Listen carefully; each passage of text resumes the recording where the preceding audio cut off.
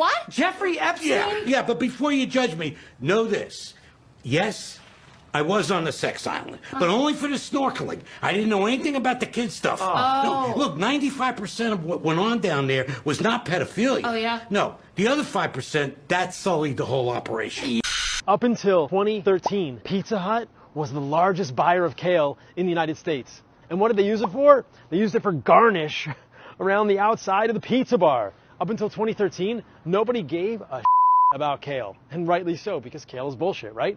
But somewhere around 2013, things shifted. Kale got a publicist, and someone, somehow, convinced us that eating a bitter green full of isothiocyanates, which inhibit the absorption of iodine at the level of your thyroid, that's not really good for you at all, is good for you. We all got bamboozled. We all got hypnotized. We all got programmed. We all got convinced. We all got tricked into believing that kale is somehow good for us. Kale also accumulates heavy metals like thallium and cadmium, like many leaves do. I know you may be eating kale now, and that's fine. But if you have gut issues, if you have gas, if you have bloating, if you have constipation, if your heavy metals are high, or you don't feel good in general, try getting rid of kale. This is where it belongs, as garnish in the salad bar, not in your mouth. Need one. I need one. Let's go ahead and throw that on for me. Any weapons on you today? Guns, knives, pepper spray, any weapons on you at all? No, but the girls say I'm the bomb.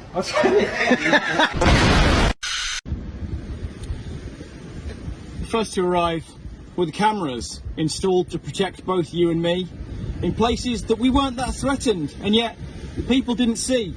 And what followed were traffic restrictions to keep the roads quiet and clean. The maths didn't add up, nor the science, but still, the people didn't see. And next came the 15-minute neighbourhoods to make our lives easier, decreed. To some, it seemed like restrictions, but still, the people didn't see. And then came the digital ID, so convenient, easy and free. Your life in one chip on a mainframe, and still, the people didn't see. The cars they sold were electric, all wired to the government PC, and they switched off the driving on Sundays, and still, the people didn't see. And the banks moved their money to digital, and the government banned cash the next week, and the ability to fly was restricted, and still, the people didn't see. They linked up your money and profile to the ID on the government PC, and connected it to social media, and still, the people didn't see. And then came a new cure, a new virus, safe and effective, and free. They linked these jabs to your profile, and connected the government PC. And when the people were locked in their cities, policed by their digital ID, unable to visit their loved ones, now, finally, the people can see. Restricted and tracked with no money. To go further, a permit you'll need, contained in your digital city. Oh, why did the people not see? These steps they've sold us as progress never looked to be quite what they seemed. And if you don't ask the questions in protest, then your children will never know. Free. You don't have to go to hell. You're in hell. This is hell. This is hell. This is hell. Because democracy basically means government by the people, of the people, for the people. But the people are retarded. Then strangled them, and finally dismembered their bodies. Right. Then available. And homelessness and all that. And now, the voice you've been waiting for. There is a secret song at the center of the world, and its sound is like razors through flesh. I'm here to turn up the volume.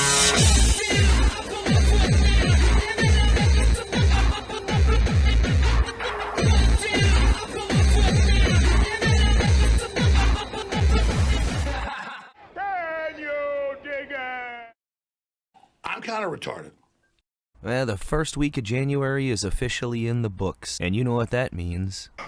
And you know what that means. It means that 90% of people's New Year's resolutions have already been abandoned. And I've never quite understood this. It always seemed kind of dumb to me. People would say, okay, starting at midnight New Year's Eve, I'm gonna stop drinking or smoking or eating garbage food or whatever the case may be. And then within a few days they have some kind of slip up and they go, oh, well, maybe I'll try again next year. Just because you have some kind of relapse or backslide a little bit, that means you just have to give up on the whole fucking thing. That's a bunch of bullshit. The whole point of a New Year's resolution is to do better and be better than you were last year. Maybe you have a little slip up, maybe you fall down, you get the fuck back up and you keep on moving. That's just how I feel about it, but what the fuck do I know, right? Well, I know for a year that's been predicted by everybody to be one hell of a banger. Its first week of it sure didn't disappoint. We had a car bomb go off at a New Year's Eve celebration in Rochester, New York, followed by explosions on Roosevelt Island in NYC, right between Manhattan and Queens on the East River, and a subsequent power outage caused by it apparently. You had a collision at the Tokyo airport and a fucking plane exploding into a fireball, which, correct me if I'm wrong, but I thought the whole point of them using jet fuel, which is ultimately just a cleaner version of diesel fuel, is that it doesn't combust this way. And then they also had a massive fucking earthquake to deal with. You had a whole bunch of Western countries put out notice to their citizens that they should get the fuck out of Lebanon right now, signaling that they know the shit's about to pop off there, which could end up being the ignition point for a whole regional war. The Air Force had a B-1 bomber that costs over $300 million fucking crash, supposedly they say because of fog. Yeah, I totally believe that. And Saudi Arabia, who had already been doing oil deals for currencies other than the dollar, has officially joined the BRICS nations, along with Egypt, Ethiopia, Iran, and the United Arab Emirates. The BRICS now encompasses 30% of the world's land surface and 45% of the world population. Still think it's nothing to worry about? It looks like all these countries finally figured out that, hey, if we just stick together, they can't Gaddafi all of us. And what's probably my favorite, the Miami Bayside Mall incident.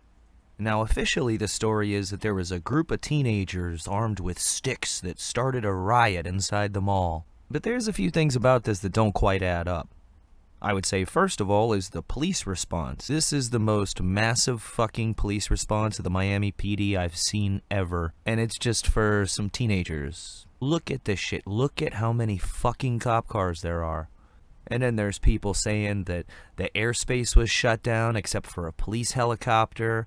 People are saying that electricity got cut to some 60,000 people, that the police scanners went dark. Maybe all of that's true, maybe none of it's true. But there were multiple people that were claiming they saw 8 to 10 foot creatures, unrelated eyewitness accounts that just so happened to say the same shit.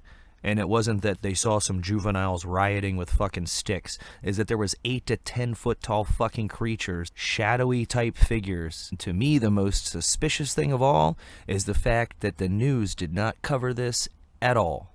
And I'm in South Florida, about 20 miles away from here, and even on the local news, they didn't talk about this shit at all. So I don't know what it is that really went down. Maybe it was nothing. Maybe it was just some rumors in the crowd. People had jumped on their TikTok saying they're eyewitnesses when it was just a rumor they heard from other, quote, witnesses. Maybe somebody swiped some Bluebeam type hologram technology and was just dicking around with people. I don't know, but it does seem like a pretty appropriate start for 2024. One story that surprisingly did get some news coverage, useless though it may have been, was the Jeffrey Epstein document releases. People had been billing this as the client list being released, but it wasn't. It was just documents that had actually been floating around for years now that had people involved listed as, John Doe number whatever. And basically they unredacted it and started naming these people. Well, some of them have appealed and are fighting to keep their names secret. And the reason why I call the news coverage of this useless is because they talked about this on all the morning news shows. Oh, it named Michael Jackson and David Copperfield were two names they kept popping up. A dead guy and a magician that hasn't been relevant for decades. And they did make sure to mention Trump's name and lump him in next to Bill Clinton. Of course, they didn't mention how every time a witness was asked about Trump's behavior, they all said he never did or even said anything untoward. Not so much with Bill Clinton. And they also mentioned another dead guy, Stephen Hawking, which a lot of people found to be quite weird. Everybody's like, what the fuck was he doing down there? Oh, that feels so good. Yeah. Oh, Like that. oh, baby. I thought about this all day. Not so fast. You are hurting me. But there was some mention in the documents about him liking to watch undressed midgets solve complex equations on a chalkboard that's too high up. And some people have theorized that midgets is a code word for kids, but either way, it's definitely fucking weird to be sure. And it sure gave the meme makers some excellent fodder, but again, all this focusing on celebrities' names misses the wider point. You had politicians, industrial tycoons, royalty, fucking underage kids, and getting videotaped doing it, meaning you're blackmailed, you're controlled. And we have no idea how many of the people that are in positions of power in Washington right now are still being controlled by this blackmail, because the FBI seized all that fucking footage and just sat on it and covered it up. And undoubtedly, he wasn't the only one doing that, he's just the one who got burned. The FBI and the federal government at large is as corrupt as Biden is confused. That's the fucking story. So when we start focusing in on dipshits like Jimmy Kimmel and all the other celebrities, Cameron Diaz, and how implicated they are, we're really just turning this critically important story into yet another distraction. But I guess the public at large still has a much bigger appetite for celebrity intrigue than they do learning how the world actually works. And now for this week's pro tip on surviving the Great Fucking. In the first installment of this, I highly stressed food, water, and security. And now if you happen to live out in bumfucked Egypt and your closest neighbor is a mile away, this isn't necessarily going to apply to you.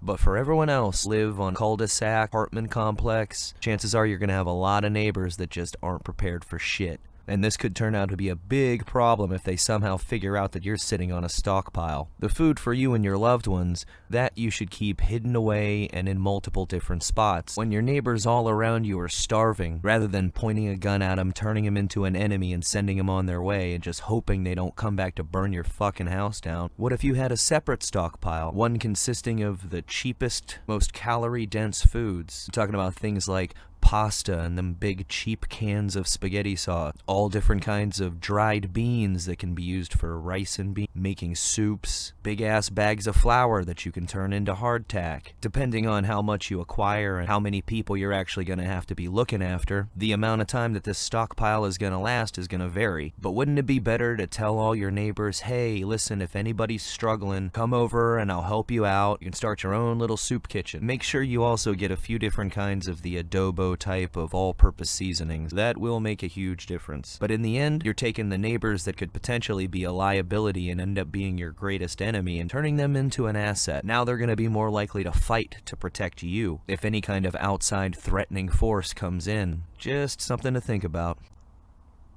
I know I've been absent these past 2 weeks. I did some traveling and then I got sick, but now things are back to normal and I look forward to riding out the shit show that this year, in all likelihood, is gonna turn out to be.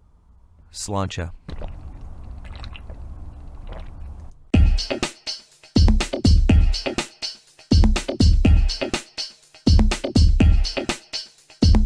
All I have in this world is my balls and my word, and I don't break them for no one. Say good night to the bad guy. So say good night to the bad guy. So say good night to the bad guy. So say good night to the bad guy.